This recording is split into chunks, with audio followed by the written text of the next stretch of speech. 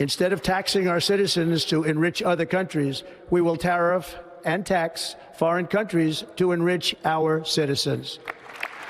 Das Establishment und die europäische Eliten sind beunruhigt aufgrund von diesen Changes von Donald Trump.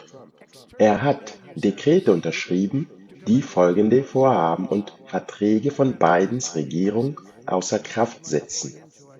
Um mehr Geld in die Staatskassen der USA zu spülen und die Amerikaner steuerlich zu entlasten, wird er ausländische Firmen, die in die USA exportieren, mehr Steuer zahlen lassen für Ware, die dort exportiert werden.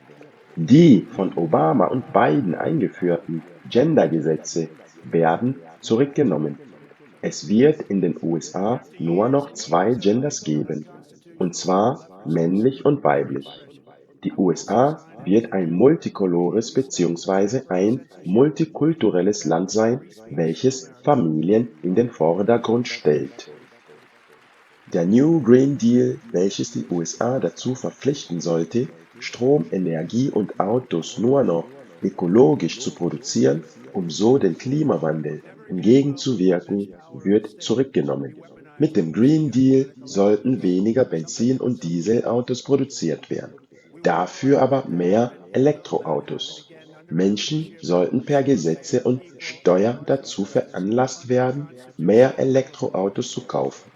Auf Öl und Kohle sollte verzichtet werden, um Kohlendioxidemissionen in der Atmosphäre zu senken.